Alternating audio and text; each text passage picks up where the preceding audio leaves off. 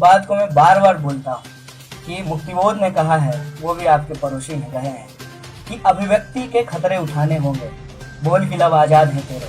अगर यह मुल्क आज़ाद है तो सबको आज़ादी से बोलने की इजाज़त है। और आज़ादी से जब हम बोलने की बात बोलते हैं, इसका ये मतलब नहीं है कि हम देश के खिलाफ बोलने की बात करते हैं, लेकिन प्रधानमंत्री के खिलाफ बोलना, उसके सूट के खिलाफ बोलना, उसके जुमले के खिलाफ बोलना, उसके जो है जितने झूठे वादे रहे हैं जिनको हम जुमले बोलते हैं, उसके खिलाफ बोलना एंटी नेशनल नहीं है। और ये हमारे संवैधानिक दायरे में आता है कि हम सरकार की आलोचना कर सकते हैं।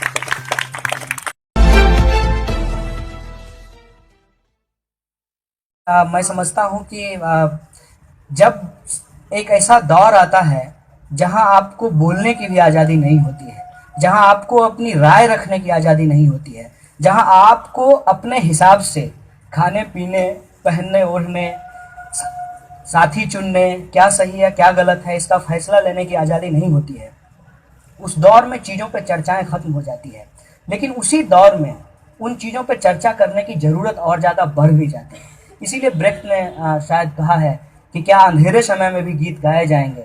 हाँ, अंधेरे समय के ही गीत गाए जाएंगे। जब बोलने की आज़ादी के ऊपर हमला है तो इंसान को सबसे ज़्यादा बोलना होगा। आपको लगता है कि बोलने की आज़ादी पे हमला है? ये इस तरीके से है कि अगर आप सरकार की आलोचना करते हैं, तो मैंने कहा कि एकेडमिया में आजकल एक टर्म चल रहा है पोस्ट ट्रुथ, तो आपके खिलाफ ऐसे प्रोपेगेंडा किया जाएगा जब आप बोलेंगे कि यह सरकार जो है, चाहे किसी की भी सरकार हो, वो जनता के एस्पिरेशन को पूरा नहीं कर पा रही है, उनकी आकांक्षाओं को पूरा नहीं कर पा रही है, तो आपको ब्रांड किया जाएगा। क्या कहा जाएगा कि ये आदमी तो डेवलपमेंट विरोधी है। अगर आप कह दें कि किसानों की जमीन जबरदस्ती क्यों छीनी जा रही है, ये जो अभी 2 लोगों को गोली मारी गई है, या इससे पहले जो नंदीग्राम सिंगूर में हुआ है, अगर आप बोलेंगे तो तुरंत कह दिया जाएगा कि आप डेवलपमेंट विरोधी हैं। फिर भी अगर आप अपनी लड़ाई को जारी रखेंगे तो कह दिया जाएगा कि आप नक्सली हैं। फिर भी अगर आप अपनी लड़ाई को जारी रखेंगे तो कह दिया जाएगा कि आप नेशन के ही खिलाफ हैं। तो इस तरीके की ब्रांडिंग चलती है। फेसबुक आप इस्तेमाल करते होंगे, फेसबुक पे जो है ना स्टिकर होता है तरह तरह का, हंसने वाला, रोने वाला। हाँ, तो आजकल इस सरकार के पास भी बहुत तरह का स्टिकर है, इनके ट्रोलर्स के पास। अगर आप जॉब मांगेंगे तो आपको कह देगा एंटी नेशनल है। अगर आप सरकार की जो पॉलिसी है उसका एनालिसिस करके आप देखेंगे कि जमीन पे वो कितना लागू हुआ है, तो आपको कह देगा कि ये डेवलपमेंट विरोधी है। अगर आप कह देंगे कि लोगों को शिक्षा नहीं मिल रही है, तो कह देगा कि तुम 30 साल तक पढ़ क्यों रहे हो। अगर आप कह देंगे कि यह देश सबका है, सबको बराबरी का हक मिलना चाहिए, तो वो कह देंगे कि तुम टैक्स पेयर का पैसा बर्बाद कर रहे हो। ये जो है एक ब्रांडिंग का दौर है। और ये हमला जो है, मैं इसको हमला बोलता हूँ, ये हमला इतना संगठित है कि इसके सामने टिक करके खड़ा होना कई बार मुश्किल हो जाता है। मैं एक बस एग्जांपल दे रहा हूँ आपको। मुझे कोई लेना देना नहीं है संजय लीला भंसाली से, उनका फील्ड अलग है, हमारा फील्ड अलग है। हो सकता है कि वो हिस्ट्री जो है को सही तरीके से नहीं रख रहे हो, लेकिन ये दिक्कत भी तो है ना, जब हम माने कला को इतिहास की तरफ पेश करने लगते हैं और इतिहास को कला की तरफ पेश करने लगते हैं, उसमें एक दिक्कत भी तो होती है। पता नहीं ये कौन है, करनी सेना जाकर के उसके साथ मारपीट कर रही है। ये एक तुरंत का उदाहरण है। इसके पहले मैं बताता हूँ, बगल में झारखंड है, बंगाल से सटा हुआ है, वहां पे एक लड़का जो है व्हाट्सएप पे एक मैसेज लिखता है प्रधानमंत्री जी के खिलाफ। पुलिस उठा करके ले जाती है कि अब तुम राष्ट्र के खिलाफ लिख रहे हैं, मतलब prime minister is equal to nation, इस तरीके का माहौल बना दिया गया है। उसको पुलिस उठा करके ले जाती है, कस्टडी में उसकी कितनी पिटाई होती है, वो मर जाता है। उसके बाद आप देखिए, यहीं बगल में आपका है छत्तीसगढ़, वहाँ एक पत्रकार हैं बेला भाटिया, और एक बहुत बड़े आईजी हैं जो महिलाओं को हमेशा गालियां देते रहते हैं, उनको बुला करके सम्मानित किया जाता है 26 जनवरी पे। और वहाँ ये साफ साफ है कि कोई भी पत्रकार बाहर से जाकर के छत्तीसगढ़ में जो आदिवासियों की हालत है उसके ऊपर कोई रिपोर्टिंग नहीं कर सकता है। आप अगर एक शब्द बोल देते हैं कश्मीरी जनता के पक्ष में, आजादी के पक्ष में नहीं, कश्मीरी जनता के पक्ष में, उस पर अगर एक शब्द बोल देते हैं तो आपको कह दिया जाएगा कि देश की यूनिटी एंड इंटीग्रिटी को तोड़ना चाहता है। और ये जो ब्रांडिंग चलती है उसमें देखिए कि किसके खिलाफ नहीं बोला जा रहा है। कितनी शर्मनाक बात है, जब हम देवी की पूजा करते हैं वहीं पे एक खास प्रोफेशन से जुड़े हुए लोग, जिनको पत्रकार कहते हैं, आप भी पत्रकार हैं, उनके बारे में प्रेस्टिट्यूट कहा जाता है। वो लोग जो प्रेस में काम करते हैं उनके बारे में प्रेस्टिट्यूट कहा जाता है। और अभी एक पत्रकार महोदया ने एक किताब लिखी, ये जो ट्रोलर हैं, इनका जो गैंग है जो गालियां निकालते हैं भारत माता की जय बोल करके, ये इतने संगठित हैं कि ये हमला करते हैं कि जो ही उनकी किताब आती है अमेजन पे, करीब 400-500 लोग उसको जाकर के 1 स्टार उसका रेटिंग दे देते हैं, तो उसका रेटिंग एकदम से नीचे चला जाता है और रिव्यू उसका खराब हो जाता है। हर जगह घुस करके आप कोई आर्टिकल लिखिए, ऑनलाइन पोर्टल पे आप कोई आर्टिकल लिखिए, नीचे कमेंट में लोग आपको गालियां दे करके जाएंगे। ये हमला है, और ये हमला ऐसा नहीं है कि ये देश की आवाज है, देश की बहुसंख्यक जनता की आवाज है, ऐसा बिल्कुल भी नहीं है। ये कुछ संगठित लोग हैं जो इंफॉर्मेशन चैनल पे कब्जा जमा करके एक तरीके का नैरेटिव समाज के अंदर बना रहे हैं। लेकिन आपको ऐसा नहीं लगता कि देश की जो समाज है, जो ये ट्रोलर कम्युनिटी से कोई वास्ता नहीं रखती है, शायद उनकी शांति और उनकी जो साइलेंस है वही एक तरह का थ्रेट हो गया? इस बात को मैं बार बार बोलता हूँ कि मुक्तिबोध ने कहा है, वो भी आपके पड़ोसी हैं, रहे हैं, कि अभिव्यक्ति के खतरे उठाने होंगे, बोल की लब आजाद है तेरे। अगर यह मुल्क आजाद है तो सबको आजादी से बोलने की इजाजत है, और आजादी से जब हम बोलने की बात बोलते हैं तो इसका यह मतलब नहीं है कि हम देश के खिलाफ बोलने की बात करते हैं, लेकिन प्रधानमंत्री के खिलाफ बोलना, उसके सूट के खिलाफ बोलना, उसके जुमले के खिलाफ बोलना, उसके जो है जितने झूठे वादे रहे हैं जिनको हम जुमले बोलते हैं, उसके खिलाफ बोलना एंटी नेशनल नहीं है, और ये हमारे संवैधानिक दायरे में आता है कि हम सरकार की आलोचना कर सकते। इससे और भी बड़ा एक मुद्दा ये है जो कई लोग यहाँ पूछते हैं कि एक स्टूडेंट वो पॉलिटिक्स में क्यों घुस रहा है? वो जाता है पढ़ने जेएनयू और वो जाके पॉलिटिक्स में उलझ जाता है, जाके नारेबाजी करता है, जाके, और ये बात अपने उसकी बाद विवाद बात में करेंगे, अफजल गुरु की बरसी मनाता है। यार वो गया पढ़ने, वो ये सब क्यों करता है? पहली बात तो यह है कि कोई स्टूडेंट जो है अफजल गुरु की बरसी क्यों मनाएगा? अफजल गुरु की तस्वीर दिखा दिखा करके आतंकवाद के नाम पे जो वोट बटोरते हैं, ये उनका ही काम है कि वो जनता को हमेशा अफजल गुरु की याद दिलाते हैं।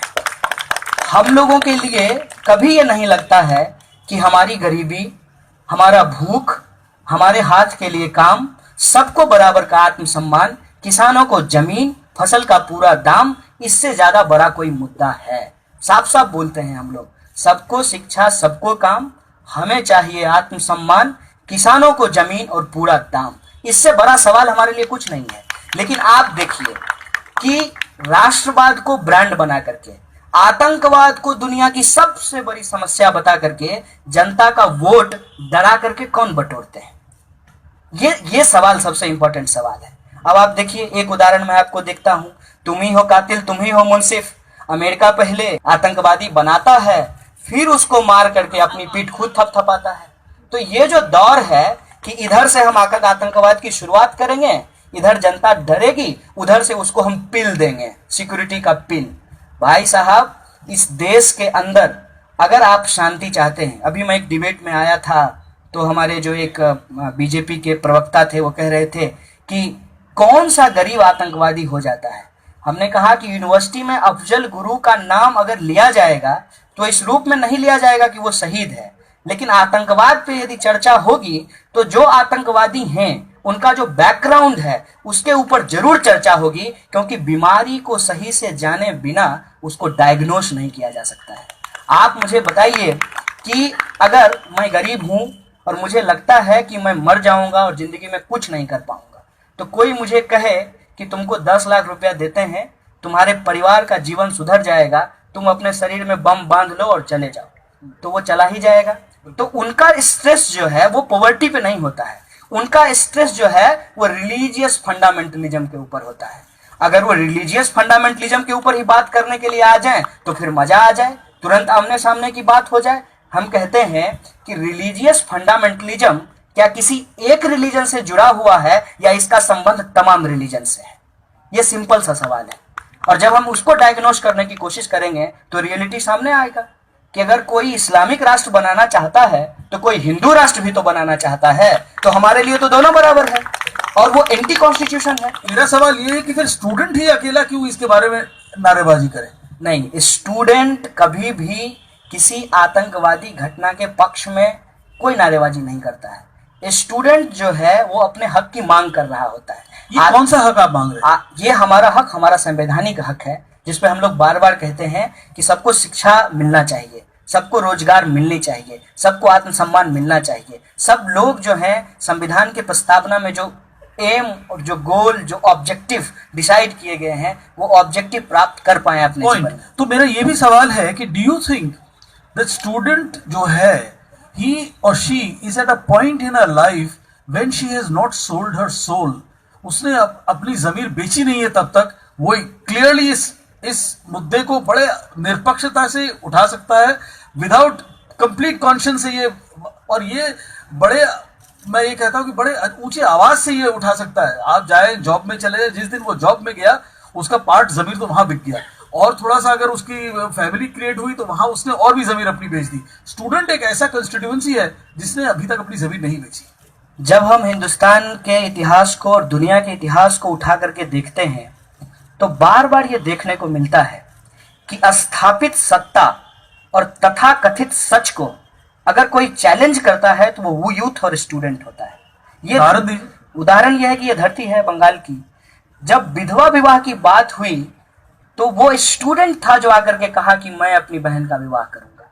जब सती प्रथा को रोकने की बात हुई तो वो स्टूडेंट था कि आकर के कहा कि मेरी बहन सती नहीं होगी। और ये जितना आंदोलन हुआ है, आप देख लीजिए, सती प्रथा के खिलाफ, विधवा विवाह के लिए, या समाज के अंदर वो सारी नई चीजें जिसको स्थापित करना जरूरी समझा जाता है, उसमें स्टूडेंट बढ़ चढ़ कर हिस्सा लेते हैं।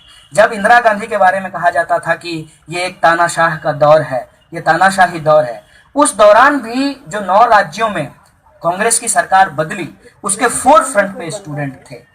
जेपी का चेहरा जरूर था, लेकिन उसके फोर फ्रंट पे वो सारे स्टूडेंट लीडर जो डिफरेंट यूनिवर्सिटी के स्टूडेंट यूनियन के लीडर थे, वो आकर के सड़कों पे उतरे थे और एक बड़ा आंदोलन खड़ा हुआ था। और ये हर जगह होता है। अभी साउथ अफ्रीका के अंदर जब हम दिल्ली के अंदर ऑक्यूपाई यूजीसी आंदोलन चला रहे थे, जब हमारा फेलोशिप बंद किया गया था सरकार के द्वारा, तो हम लोगों ने एक आंदोलन शुरू किया था कि सबको फेलोशिप मिलना चाहिए। एजुकेशन सबका बेसिक राइट है, कॉन्स्टिट्यूशनल राइट है, फंडामेंटल राइट है, सबको एजुकेशन मिलना चाहिए, इसलिए हमारा फेलोशिप बंद नहीं होगा। इस सवाल को लेकर के आंदोलन शुरू हुआ। उस आंदोलन के दौरान ही साउथ अफ्रीका से कुछ स्टूडेंट आए थे और उनका जो स्लोगन था वो था fees must be fall, education for all. तो पूरी दुनिया में अभी पेरिस के अंदर एक बड़ा आंदोलन चला जिसमें स्टूडेंट्स ने कहा कि हम समाज के लिए पढ़ रहे हैं।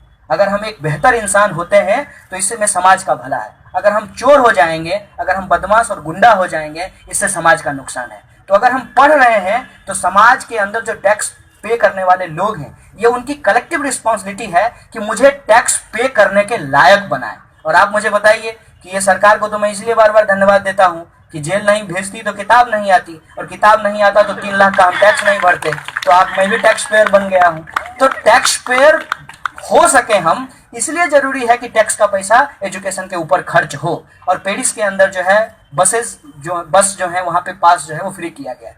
हर जगह आप देखेंगे, कहीं भी अगर आंदोलन कुछ खड़ा हो पा रहा है, ये हालांकि एक बहुत बुरा दौर है। इस दौर में हम देख रहे हैं कि हर तरफ एक एक्सट्रीम व्यूज के लोग जो हैं, जो एंटी डेमोक्रेटिक हैं, जो हमेशा जो है राइट विंग पोजीशन लेते हैं कि डेमोक्रेसी नहीं होगी, वेलफेयर स्टेट नहीं होगा, सबको बराबर नहीं देखा जाएगा, ये सब बुलशिट आइडिया है, सब कुछ मार्केट के हवाले होगा, सब कुछ मार्केट से कंट्रोल होगा।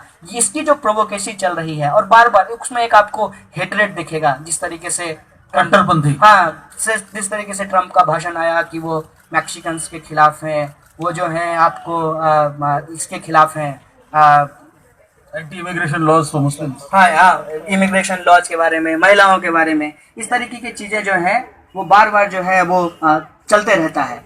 तो उस दौर में ये जरूरी हो जाता है कि हम डेमोक्रेटिक मूवमेंट्स को खड़ा करें, और डेमोक्रेटिक मूवमेंट्स को जहां कहीं भी कैन आई रिक्वेस्ट पीपल नहीं, ओवर रिएक्शन नहीं है, ये जो उनका जो उद्देश्य है ना, उस उद्देश्य से ही चीजें अपने आप स्पष्ट हो जाती है।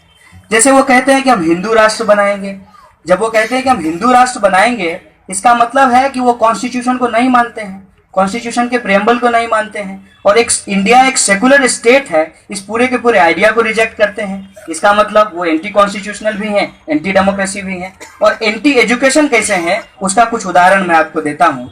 प्रधानमंत्री जी गए वैज्ञानिकों का एक सेशन अटेंड करने के लिए, और वहां जाकर के कहते हैं कि प्लास्टिक सर्जरी हुई थी गणेश जी की। अब आप बताइए कि साइंटिस्टों के सेमिनार में एंटी साइंस जो टेम्परामेंट है आप उसको फैला रहे हैं, जिसके पीछे कोई रीजन नहीं है, कोई लॉजिक नहीं है, कोई साइंटिफिक मेथड का इस्तेमाल नहीं किया गया है। इसके साथ साथ जो और उनका इतिहास रहा है, अभी मौजूदा सरकार है 2.5 साल में जो की है, सिर्फ मैं उसकी बात करता हूँ। आते ही उन्होंने हायर एजुकेशन में 17% का बजट कट किया। जब आप बजट कट करेंगे एजुकेशन का, ये साफ बात है कि आप इस देश के अंदर उन लोगों को शिक्षा से महरूम रखना चाहते हैं जो शिक्षा को प्राप्त करने में इकोनॉमी के आधार पे अक्षम है। एक बात।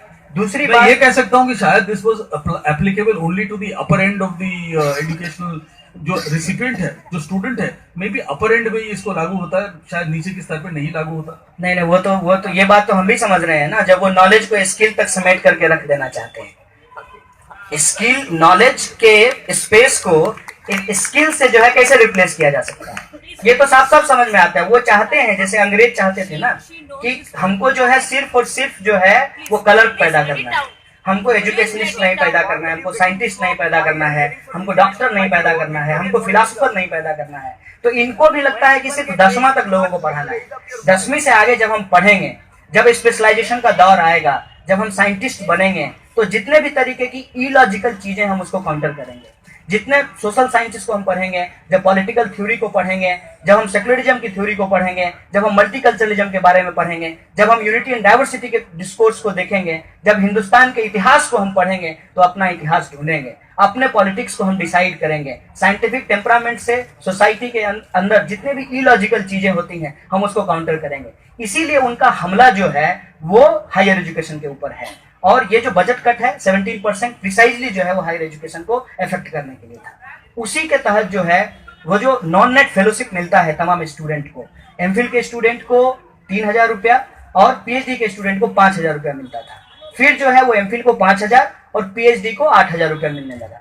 हम लोगों का डिमांड था, बहुत सारे स्टूडेंट जो इसके लिए प्रोटेस्ट कर रहे थे, उनका डिमांड था कि इसको रेज किया जाए, क्योंकि महंगाई जब बढ़ गई है, 200 रुपये दाल मिल रहा है और आज कलम जो है वो 2 रुपए में नहीं खरीद सकते हैं, तो ऐसे सिचुएशन में हमारा स्टाइफंड भी बढ़ना चाहिए। और उसको 8,000 से 8,000 पीएचडी एमफिल के लिए और 12,000 पीएचडी के लिए इंक्रीज करने की बात थी। सरकार ने एक कमिटी बनाई, देखिए कितना इंटरेस्टिंग है।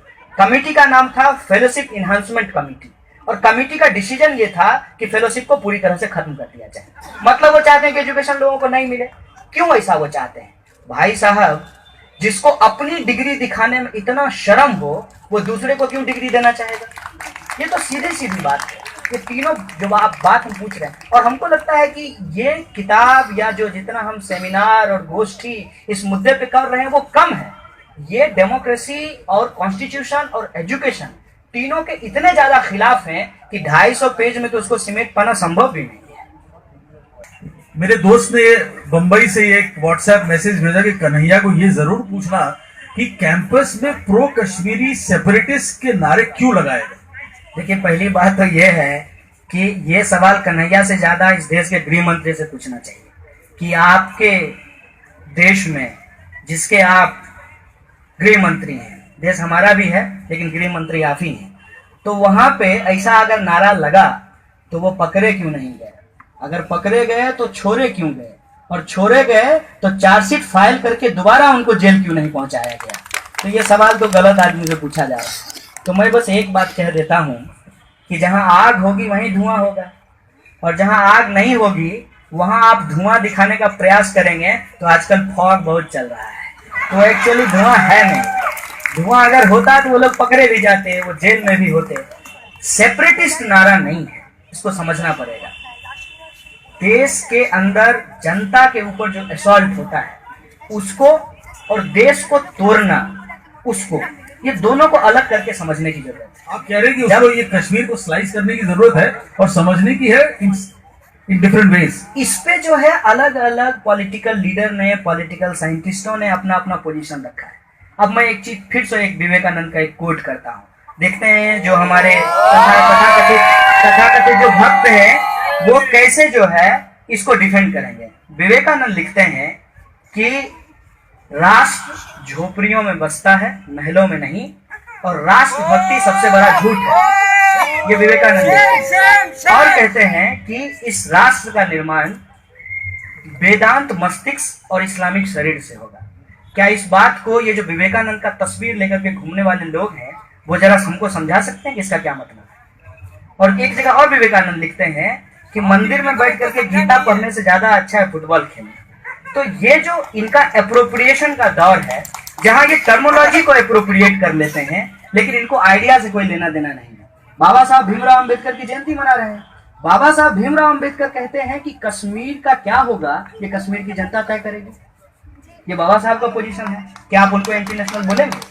ये जो पूरा का पूरा एक नैरेटिव खड़ा किया गया है कि आप कश्मीर की जनता के बारे में बोलेंगे आपको सेपरेटिस्ट कह दिया जाएगा, जो मैं पहले बोल रहा था। आप छत्तीसगढ़ झारखंड में आदिवासी लोगों के ऊपर जो हमले हो रहे हैं, जो उनका जमीन छीना जाएगा, उनको बोल देंगे आपको एंटी डेवलप कह दिया जाएगा, आपको नक्सली करार दे दिया जाएगा। तो इन चीजों को बाइफरकेट करने की जरूरत है और जो पीपल्स मूवमेंट है, जो वो अपने हक और अधिकार के लिए लड़ रहे हैं, उसको सपोर्ट करने की, उसके लिए खड़ा रहने की, उसको लड़ने की जरूरत है। आपको जब जेल किया गया तो काफी ऐसी कोशिशें होंगी जेल में आपको तोड़ने के लिए, आप टूटे कैसे नहीं? हम तो पहले से टूटे हुए हैं, तो वो क्या तोड़ेंगे? मतलब अभी इसको ऐसे समझिए, प्रधानमंत्री जी आए और बोले कि कैशलेस भारत बनाएंगे, तो हम अपना पॉकेट टटोल के बोले तो पहले से कैशलेस है। मतलब इस देश की बहुसंख्यक आबादी ऐसी है जिसके पास कैश है ही नहीं। अब जो लोग यहाँ वो रिक्शा ठेला चलाते हैं, दिन भर कमाते हैं, शाम को कैशलेस हो जाते हैं। मतलब उनको कोई पेटीएम करने की जरूरत नहीं है। पीएम जी आप ही पेटीएम कीजिए, आपको बहुत पैसा है। तो ये सब चीज जो बात है ना कि तोड़ेंगे, हम तो पहले से टूटे हुए हैं। ये देश जो है जात के नाम पे टूटा हुआ है, धर्म के नाम पे टूटा हुआ है, लिंग के नाम पे, भाषा और क्षेत्र के नाम पे टूटा हुआ है। अब कितना तोड़ोगे भाई? अब बंद करो, मत तोड़ो। कहीं ना कहीं कोई मनोवैज्ञानिक दबाव तो होगा जेल में, वो कैसे आपने रेजिस्ट किया? ईमानदारी से बताते हैं, जेल जा करके पता चला कि ये दुनिया जो है वो खुली जेल है। कोई फर्क नहीं है, सिर्फ स्पेस का फर्क है। वहां थोड़ा स्पेशल सेल था तो जगह कम थी, यहाँ ये सरोवर है, जगह ज्यादा है, लेकिन जेल है। अगर जेल नहीं होती तो आप ही बताइए, महिलाओं के साथ जो यहाँ छेड़छाड़ होती थी उसके खिलाफ में आपको क्यों संघर्ष करना पड़ा? तो दायरे जो है वो बढ़ जाते हैं, रिस्ट्रिक्शंस उसी तरीके का काम करता रहता है। तो जेल का कोई मनोवैज्ञानिक दबाव मेरे ऊपर न था और न लगता है आगे रहने वाला है, क्योंकि वहां से कुछ ऐसा सच मालूम हुआ है जो कि बहुत सारे पुराने इल्यूजन को खत्म कर दिया। कौन से ऐसे सच थे? जैसे कि जब आपके दिमाग में ये होता है कि हम खुली हवा में सांस ले रहे हैं, घूम रहे हैं, जब आपको पता चल रहा है कि क्या पता, मैंने एक दिन अपने पिताजी से पूछा कि आप कभी सपने में सोचे थे कि पानी बोतल में बंद होकर के बिकेगा? बोले कि तुम्हारी उम्र में अगर ये बात हम बोलते तो लोग कहते पागल हो गया है। तो आज जो है बोतल पानी में बंद होकर के बिक रहा है, कल हवा, फ्रेश एयर जो है वो मशीनों में बंद करके बेचा जाएगा। आजकल तो एक मशीन भी आ गई है, लोग घर के दरवाजे पे लगा लेते हैं कि पूरे शहर में पॉल्यूशन रहेगा, मेरे घर में फ्रेश एयर आएगा। तो ये जो रिस्ट्रिक्शन और जो दायरा है उसको समझने लगे हैं एक्चुअली। दूसरे हमारे दोस्त ने ये पूछा कि कन्हैया को ये जरूर पूछना कि वो स्टूडेंट ज्यादा है कि पॉलिटिशियन? ये जो है ये सवाल जो है बड़ा खतरनाक सवाल है। खतरनाक इसलिए है कि ये दोनों को एक दूसरे से अलग करने की कोशिश है। जैसे आपसे मैं अगर पूछूं, मान लीजिए आपकी शादी हो गई है और आपकी माता जी भी हैं, और आपसे मैं पूछूं कि आप पति ज्यादा हैं कि बेटा ज्यादा है, तो ये कितना डिफरेंट सवाल है, इसका आंसर भी उतना ही डिफरेंट होगा। भाई मैं पति हूं अपनी पत्नी का और बेटा हूं अपनी माँ का, इसका सीधा जवाब है। तो एक इंसान, उसका प्रोफेशन कुछ भी हो सकता है। अभी मैं स्टूडेंट हूं, कल को टीचर हो जाऊं, हो सकता है कि जॉब ना मिले तो बेरोजगार ही घूमता रहूं, प्रोटेस्ट ही करता रहूं। तो उसको मैं पॉलिटिक्स से अलग करके नहीं देखता हूं। ये सवाल मैंने इसलिए पूछा कि हमारे देश में प्रोफेशनल पॉलिटिशियन भी है जो सिर्फ वही करते और कुछ नहीं करते। प्रोफेशनल पॉलिटिशियन नहीं है, वो अपॉर्चुनिस्ट पॉलिटिशियन है। पॉलिटिक्स को जो है कभी भी जो है वो प्रोफेशन उस तरीके से नहीं बनाना है। We are bound to do politics.